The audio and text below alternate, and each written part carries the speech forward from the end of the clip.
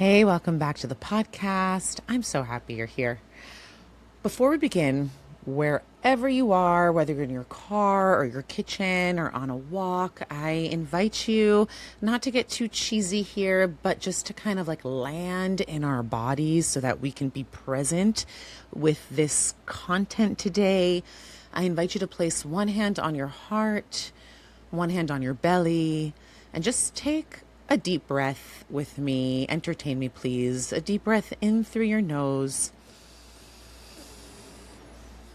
and out through your mouth. Awesome. And I'm just inviting you to land because that's kind of what the theme of this podcast is about. This episode is different. I know I say that sometimes, but I really mean it. I can feel it. You know, this is one of those episodes where I don't just talk to you. I'm actually, I believe, talking to a part of you that has been waiting to hear this for a long time, or at least I believe your soul has been waiting to hear this for a long time. Okay, so here's what I want you to do before we jump in. Entertain me. Think of something in your life right now that feels maybe stuck. Could be a relationship, could be an area that has to do with your finances. Maybe there's something in the way your body is not exactly cooperating. Maybe there's some decision that you've been oscillating, going back and forth on, right? Something that you've been pushing towards, like really pushing, and you just don't see movement here. Right? Or maybe worse, it feels like the harder you've been pushing for this thing, the more it's just kind of like pushing back at you. And so whatever that thing is that comes to mind, I ask you to hold it, right? Just hold on to the thought, because today we're going to look at that stuck thing through a completely different lens. So I'm going to flow throughout this episode and start by sharing on the element of water as a sacred teacher and how it doesn't force, but rather it flows. And then I'm going to tie that into what water has to do with Kabbalah and manifestation. And then I'm going to go deep into the phrase, which many of you may have heard at some point. And the phrase is, what you resist persists. And I'm going to talk about it as an energetic law, like a truth. And then from there, we're going to take a trip all the way back to the beginning of creation itself. Because in Kabbalah, the beginning of creation starts with a contraction, with a withdrawal, with, in a sense, a God pulling itself back. And so once you understand this, then I think every closed door or missed opportunity, every not yet in your life is going to look completely different. Okay. And so I'm going to weave in two Kabbalistic energetics from Chesed and Gevurah, which translate to like giving or unconditional love, and Gevurah being restraint or boundaries. And I'm going to talk about why the no that you receive in life for the shut door is sometimes actually a sacred yes. And I'll bring it into your body because, let's face it, your nervous system has been speaking this language your whole life. And so your nervous system will take a breath of fresh air in this episode. And then I'm going to weave in the concept of time and how we are constantly trying to control it. And then I'm going to talk about what happens when we actually fight it versus what happens when we finally surrender to time. Okay, so if you have been holding on, white knuckling your steering wheel and gripping your way through life lately, you've been pushing, you've been forcing, you've been controlling, then I think you're going to feel so met in today's episode. So just for the heck of it, why don't we take one more collective deep breath in through the nose. And as you breathe out, let your shoulders relax. And let's dive in.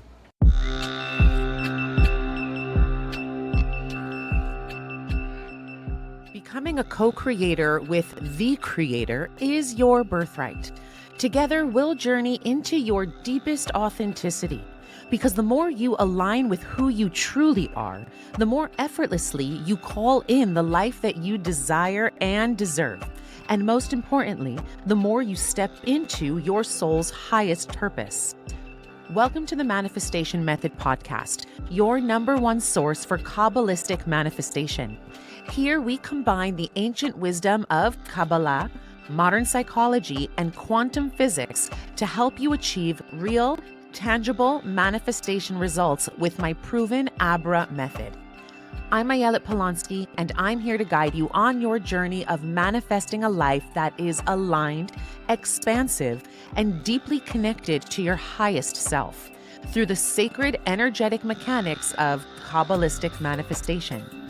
To learn how to use Kabbalistic manifestation to transform your life from the inside out, go to ayeletpolonsky.com or download the Manifestation Method app. Let's open the gates of manifestation together.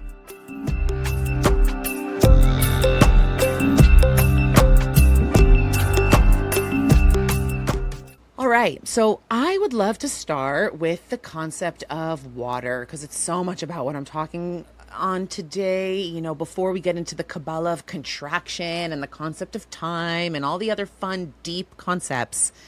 I really think we need to fall in love again with the wisdom that's already flowing all around us. And I mean, like literally, quite literally flowing inside of us, all around us. Water is primordial. Water isn't just an element. It's one of the deepest spiritual teachers we have access to. And I just love how my relationship with water has shifted over the last few years as I've deepened my understanding of water through a Kabbalistic lens, but also through a shamanic lens. I mean, water is wisdom. Water represents Torah and Kabbalah. Water represents Chesed, which translates to loving kindness and flow and the feminine energetic archetype. Water represents receptivity, the ability to receive and to go with the flow, right? And so if you've ever sat by the ocean or a river, or maybe if you're anything like me, you love just standing by your window and watching the rain. I mean, I love, like, one of my favorite water experiences is thunder and lightning. Oh my gosh, it's just so vibrant, so much, like so full of life force, right? And so there's wisdom in water. And I think we can feel the wisdom of water before we can give it words, before we can even explain its teaching. Okay, so let's really try to experience water, because at the end of the day, we are made up of a majority water. So therefore, we are like water. And let's just look at how water moves, because water never moves in a straight line by force. Water kind of like moves around things. It moves down towards the lowest point, and not because it's lazy, but because that's its nature. The nature of water is to find the path of least resistance. And that is so important, right? When water meets a rock, it doesn't throw itself against the rock over and over, demanding that the rock move. No, it okay, there's a rock, there's a stumbling block, there's a detour. And so what does water do? It goes around it, it goes under it, it goes through the smallest, teeniest crack if it has to. And given enough time, water can really carve through stone. And it does this. It actually changes the shape of stone, not through force, but through persistence, through softness, through, just simply continuing to be what it is. And I think this is one of the most powerful images that we can ever hold for our own lives as a metaphor, but also as an invitation for embodied wisdom, because so many of us have been taught that the way to get what we want is to throw ourselves like against the rock again and again and again, to force our way through. And if the thing isn't moving, then we push harder. But water really teaches us something else entirely. Water teaches us that softness is not weakness, that going around an obstacle isn't giving up. It's going around an obstacle is wisdom, that you can be incredibly powerful, powerful enough to like move canyons, powerful enough to change the shape of things without ever once being forceful. And so here's the piece I really want you to sit with. Water always finds its way. Always. It doesn't need to know the exact path before it starts moving. In fact, it has no idea where it's going to end up.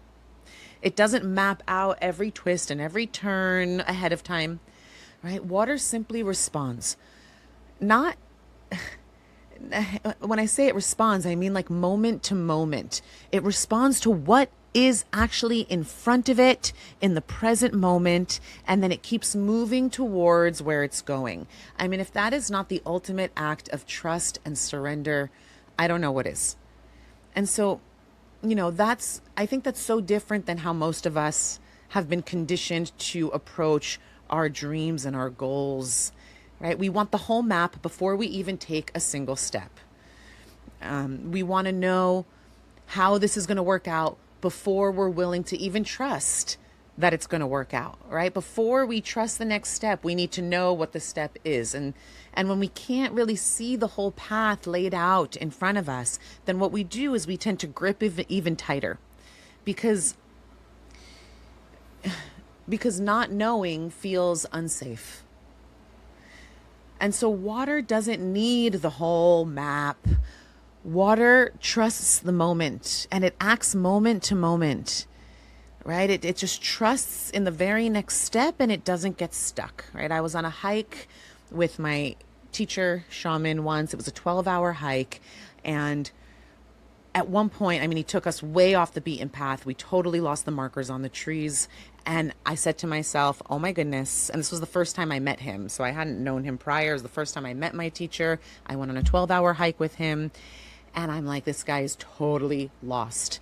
And so the mantra I kept repeating myself over and over for those 12 hours was, trust the next step, don't get too stuck. Trust the next step, don't get too stuck.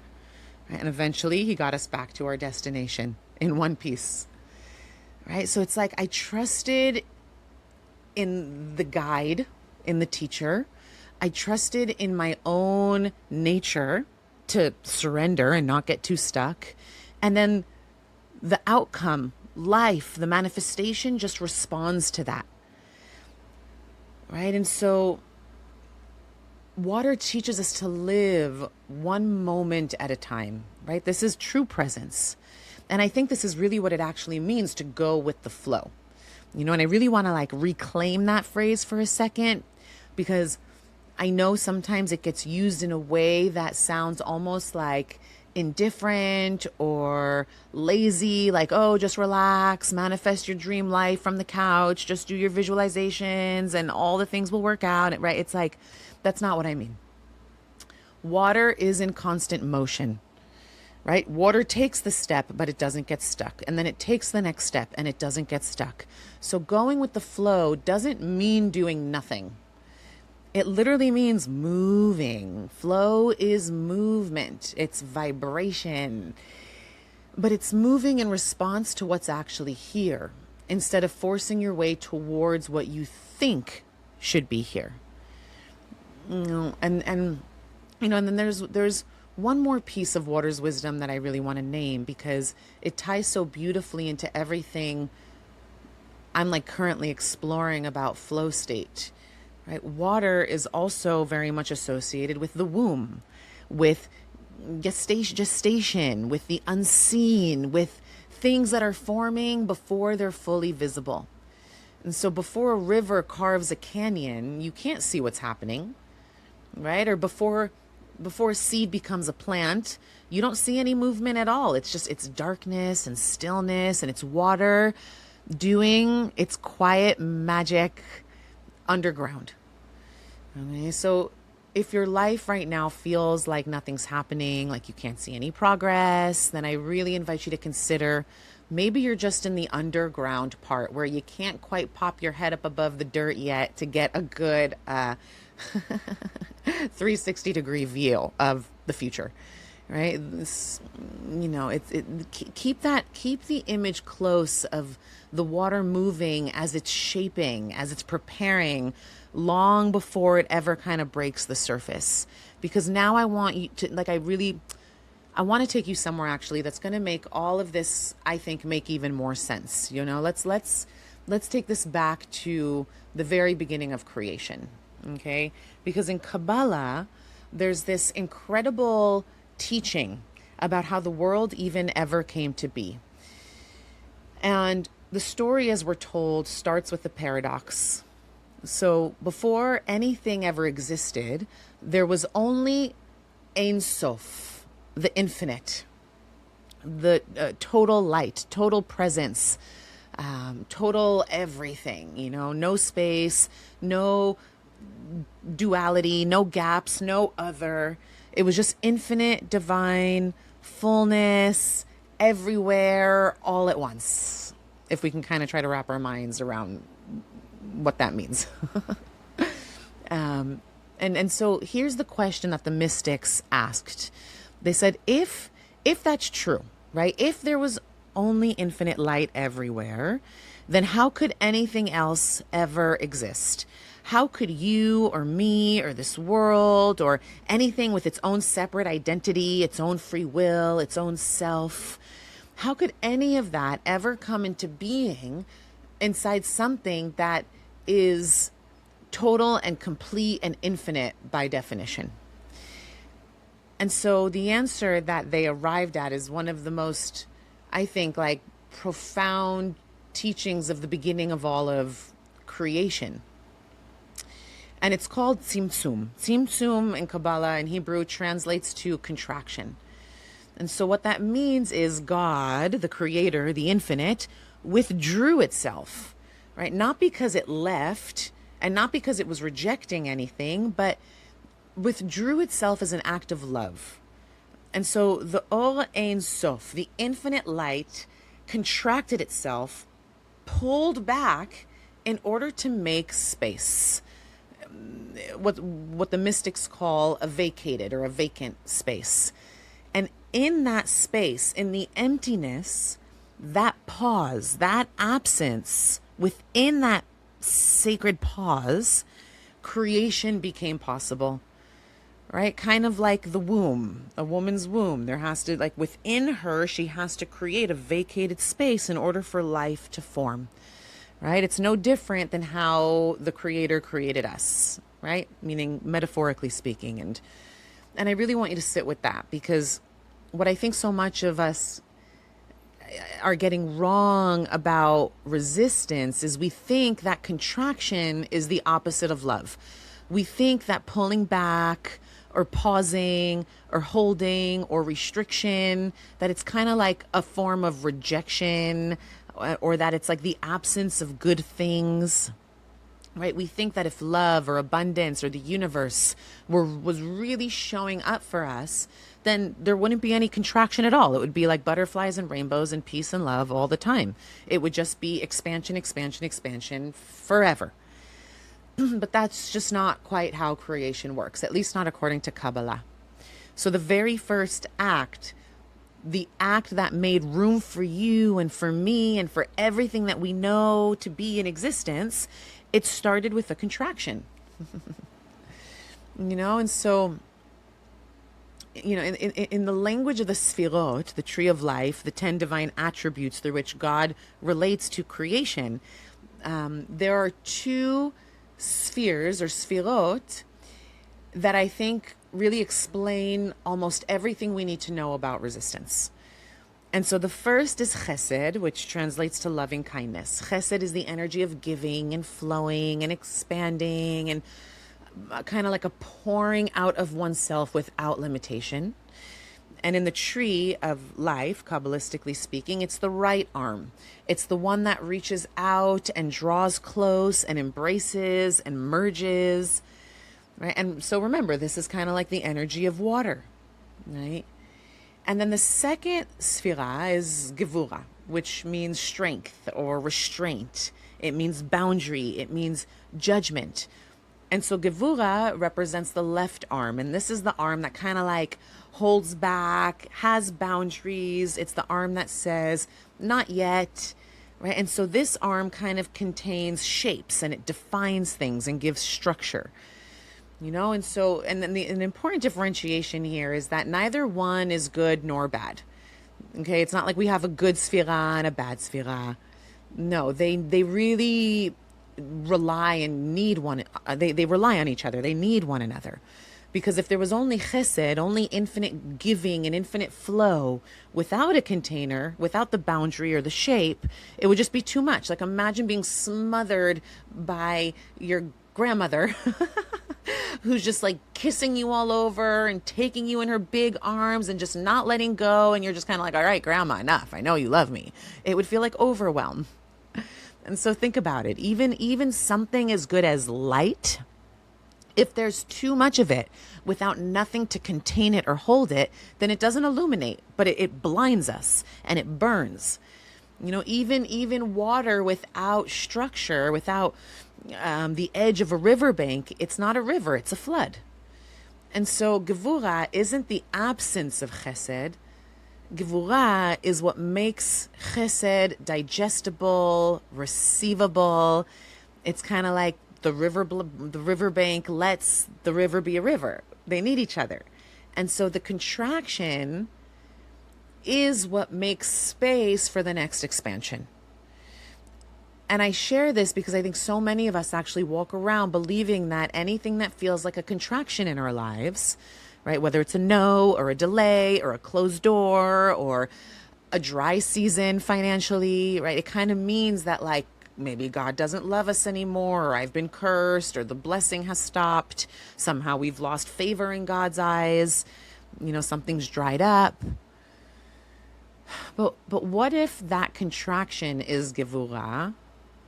What if it's not the opposite of the blessing? What if it's actually part of how the blessing is being shaped so that when it comes into your life, you'll actually be able to receive it instead of it overwhelming you, or instead of it passing through you without ever really kind of having a vessel to land in your system, right? It's so profound, I think. I love this stuff.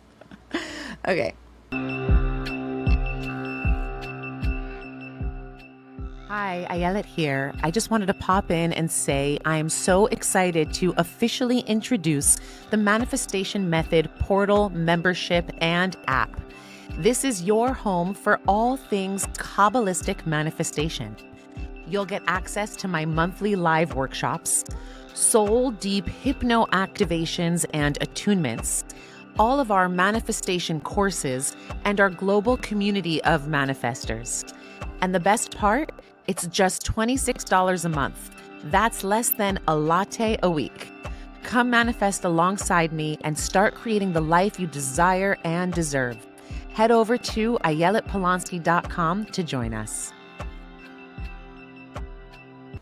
And so let's hone in on the phrase, what you resist persists. Right? I think many of us have heard this phrase before, but like, what does it actually mean? And I want to make a distinction here because I think this is really kind of like one of the keys that unlocks the door to this whole episode. And so before we get into that, let's understand that there is a difference between contraction and resistance. So contraction is something that happens in order to create space. Like we said, God contracted himself in order to create the world. Right? It's Gevurah in its holy form. It's a boundary. It's a pause. It's a not yet that's actually in service of something that is just waiting to come into form. Right? And so contraction almost has a flow to it. It tightens and then releases, like a womb in labor, like a breath inhaling before it exhales, I'm thinking of, I do a monthly new moon according to the Hebrew calendar inside of my membership. And I always talk about how the moon, it goes dark before it's born again as a new moon. And that the dark isn't the absence of the moon. As we know, the moon is still there. It's just part of the moon's cycle. And so water, like water, even water gets dammed or it gets slowed in certain places before it continues on its path, right? The moon is always there, and it's just a matter of time before it reveals the next revelation of itself. So that's kind of the contraction before the expansion. Whereas resistance, on the other hand, is really what happens when we meet the natural contraction. When we meet resistance is what happens when we meet the contraction, right? When we meet it with fear, I should say. Not just when we meet it, because we can meet it with flow and expansion. But when we meet, like when a woman's in labor and you meet the contraction with fear, then everything contracts even more, and it becomes that much more difficult for the baby to flow with ease and grace. Right? And so when we're meeting the contraction with fear, when we're meeting it with kind of like a, no, not this, get away from me, this shouldn't be happening, why is this happening? Then resistance is kind of like Gevurah, the no, but that the boundary that's gone rigid. Gevurah that stopped flowing or stopped serving its purpose. And instead it kind of like, instead of the Gevurah having a waxing and waning element to it, it kind of gets locked and frozen because of our fear. And that's what it looks like when we're kind of holding on for dear life, right? It's water that stopped moving altogether. And water that stops moving altogether, it doesn't stay clear and clean. It stagnates and it gets dirty, right? And this is the difference between a contraction that gives birth and a contraction that just clenches and clenches and clenches and never releases. And so when something in your life contracts, right? When a relationship, maybe a relationship gets distant, or money feels tight, or your body needs rest, or when there's a dream you have and it just feels like it's so far away, that moment of contraction in and of itself is not the problem. That might just be Gevurah, doing what Gevurah does, making space for the next expansion. But when we meet that contraction with panic, when we grip it and fight it and refuse it and we demand that it be different right now, I want what I want and I want it now, that's when resistance enters. And really that's when energetically we get really stuck. Because now there are two contractions happening at once. There's the natural one that was trying to move through its cycle, and our resistance, which is like a second fist clenching around the first one, freezing the whole thing in place so one can't escape the other. And so, right, what you resist persists, not because it's a cute, fluffy Pinterest quote, but because resistance turns a passing contraction into a permanent one. And that's just kind of like a spiritual law. And I really think this is where the mystical and the somatic, our bodies, come together so beautifully, because your nervous system already knows all of this. It's been speaking this language your whole life. We just haven't been taught to slow down, take a sacred pause, and listen to what our bodies are telling us, to listen to what our nervous systems are telling us. And when your body senses something it perceives as a threat, whether it's an emotion or a memory or a situation that feels threatening, then what the body does is it contracts, right? It's not a malfunction. It's natural. It's healthy even. That's Gevurah showing up, trying to protect you. And so what happens is sometimes muscles tense, or if we go into fight flight, then like our blood will flow to our extremities, to our limbs, in order to help us run in case we're like being chased by a lion, right? That's healthy. That's what it's supposed to do. Maybe our breath shortens. Maybe our energy pulls inward. And this contraction is supposed to be temporary, right? Like kind of like a fist clenching for just a moment and then releasing. Kind of like, think about getting cut off in traffic for a second. Your body might go into a moment of like, what, right? Like angst for a second. But then once you realize the coast is clear and you're okay, your body comes back into like parasympathetic. You're good. I can breathe. I'm okay. All is well, right? So that's like contraction, expansion, contraction, expansion. But then what happens when we don't feel safe enough to release? what happens when over and over, maybe across years, maybe across, generations, what happens when we learn that it wasn't safe to let that contraction complete itself? Like never learned how to cry or to shake or to rage or to feel grief and let it flow. We never learned how to feel. We never learned how to move anger and alchemize it so that we can experience the pleasure that's on the other side of anger. But instead, we're taught to hold it all, to override it. We tell our bodies, not now, not here, not ever. I don't have time for this. And so what happens is then the contraction doesn't complete itself. It actually gets stuck in the middle of a cycle. And a contraction that gets stuck mid-cycle, it never just fully disappears, but it becomes chronic. And it becomes the tightness in your shoulders that just never seems to go away.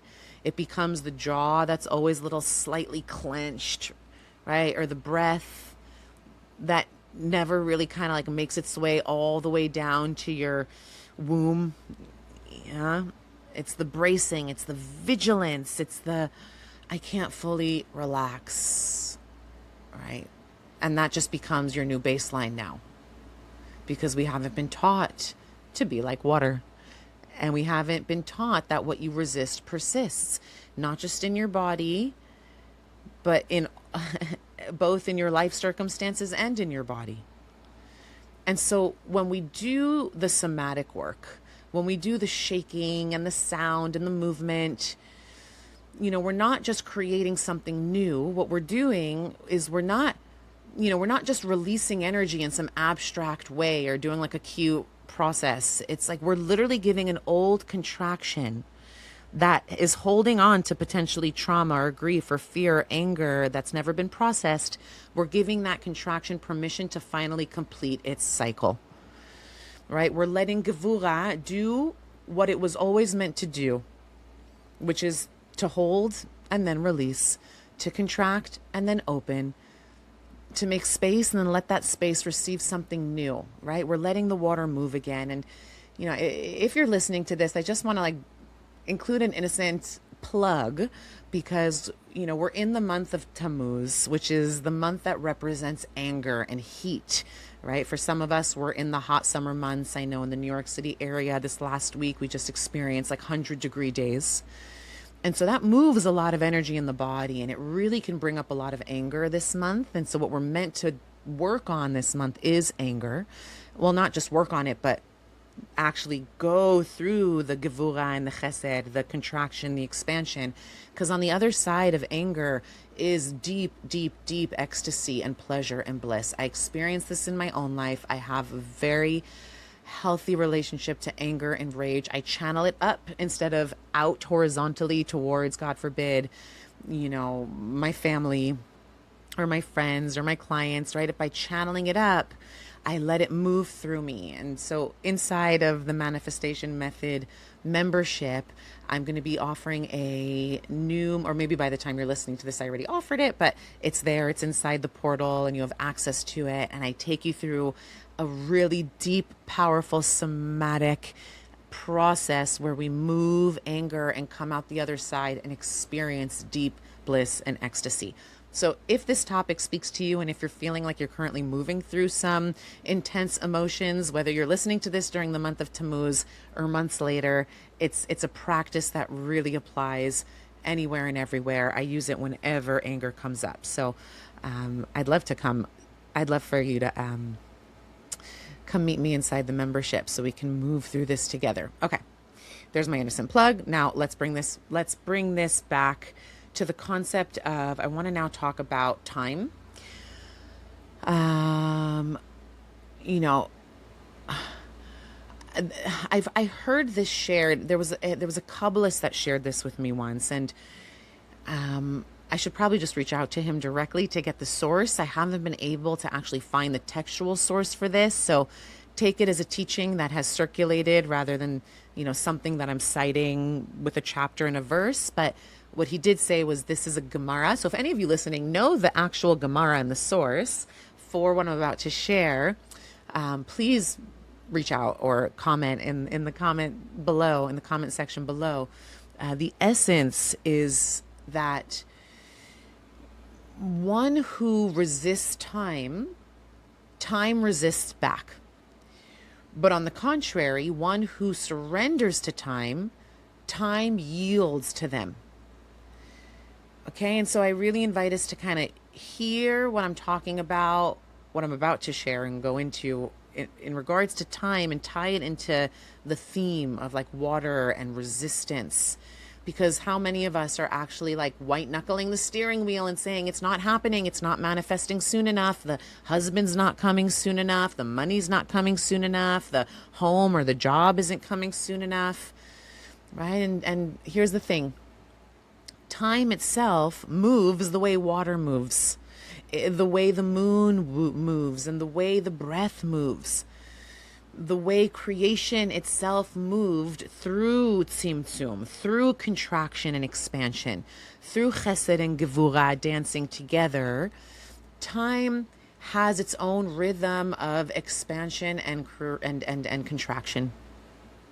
Seasons of flow and seasons of waiting, right? It has seasons where everything feels wide open and, you know, when it pours, and then there's seasons where everything just seems to close or slow down or dry up or go quiet. And so when we're in one of those quieter seasons, right? When things feel slow or stuck or like nothing's happening, our human instinct for most of us is so often to resist it. You know, what does that sound like? It sounds like us saying to ourselves, this is taking too long, or I should be further along, or why isn't this moving? So what we're doing is we're actually like taking the timeline itself and we're gripping it. We're causing a an act like resistance, right? We're fighting the pause. So we treat the contraction of the season like an emergency instead of like a season. And things sometimes take a season, sometimes more than a season, right? Kind of like Gevurah is necessary and it's doing its quiet work to make space for what's coming next.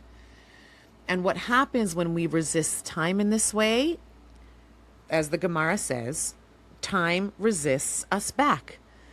And so everything in that season feels harder than it needs to be. And not because the season itself is so terrible, but because we're now fighting two things at once. We're actually fighting the natural rhythm of the season, and we're also fighting our own resistance to it. So it's like a double bind. You know, but someone who really trusts and surrenders, and I don't mean giving up. When I say surrender, I don't mean giving up, but one who can say, okay, this is a season of contraction, and maybe it's taking longer than I'd like, but this is Gevurah. This is a season. This is space being made. And maybe it's taking longer than I'd like because the gift on the other side is so much bigger, right? And so I don't have to love it, but I don't have to fight it either. And that person who really has that inner space of surrender, they experience life and actual outcomes very differently. And it's not because the season gets magically shorter for them, but it's because the fight ends. And then without the fight, it's like something actually happens in the quantum. The season can finally actually do what it was always meant to do, which is complete itself, to release, to open into the next thing. And so, you know, time yielding to you, like literally being in service of you, in other words, is not because you controlled it, but the opposite. Time becomes in service to you when you stop wrestling with it. Similarly to water finding its way around the rock, not by force, but by continuing to move and trusting that the path will reveal itself. Right? So, okay, so there's a lot here that I want us to like really take in and digest and sit with, kind of as like a moving, flowing meditation rather than just information being thrown at you, because this wisdom, when embodied, everything changes. And so, you know, that thing that I asked you to kind of hold in your mind this whole episode, I asked you to think about it at the beginning, the stuck thing. I really want you to ask yourself here, lovingly, is this a contraction or is this resistance? And your body knows the difference. Are you meeting it with fear or are you meeting it with flow? Is this a season, a Gevurah season, that's actually doing exactly what it's meant to do with, making space, shaping something, getting things ready? Or have I turned this season into a wrestling match? Am I gripping? Am I fighting? Am I demanding that it be different sooner than the baby's ready to be birthed right now? Because here's really what I want you to know.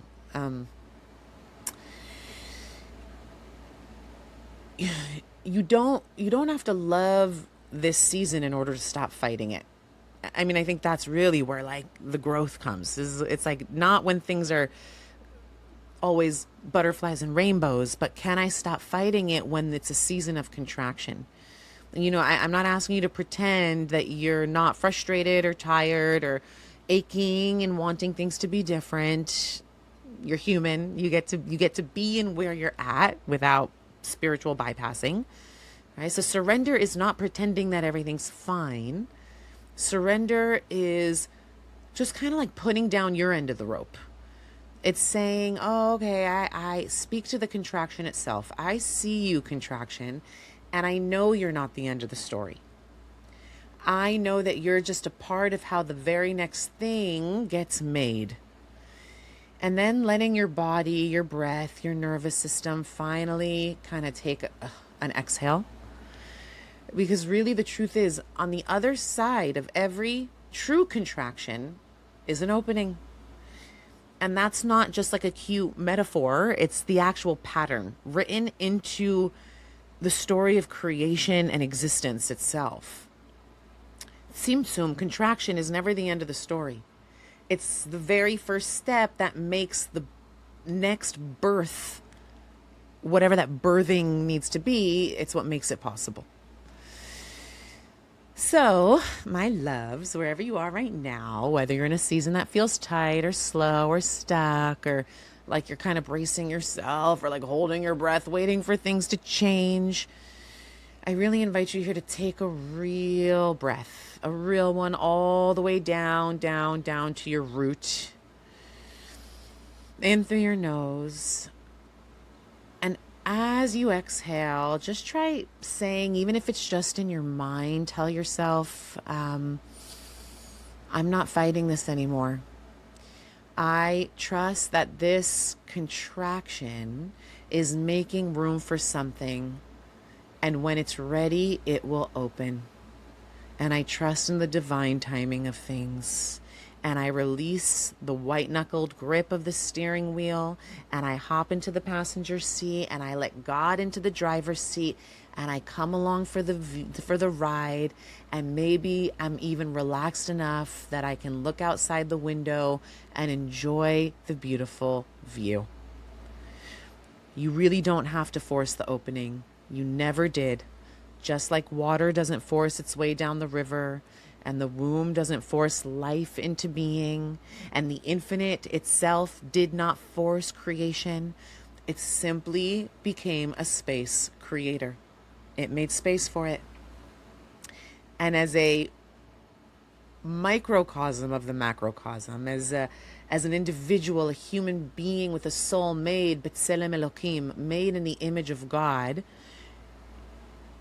you are allowed to do the same. You're allowed to stop gripping. You're allowed to let the season be exactly what it is, without it meaning that anything is wrong or meaning that you failed, without it meaning that you have to fix it before you're allowed to rest. Right? You are held, you're on time, and you are so loved by the divine. I did not mean for that to rhyme. Oh my gosh, I just think I said 3 words that rhyme in one sentence. That was so cute. And so if this episode resonated with you, and if you think that there's someone that you know, a friend, a family member, a colleague, whoever it is that could use this episode as a breath of fresh air and an invitation to release and let go, please share this episode with them. Let's spread the love.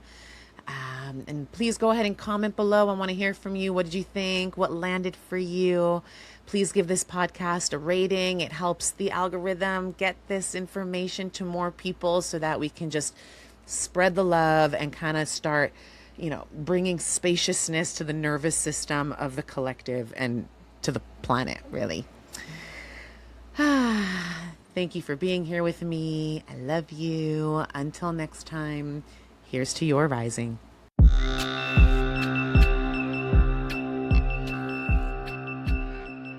If you enjoyed this episode, let's keep the conversation going inside the Manifestation Method Portal app, your #1 destination for Kabbalistic manifestation.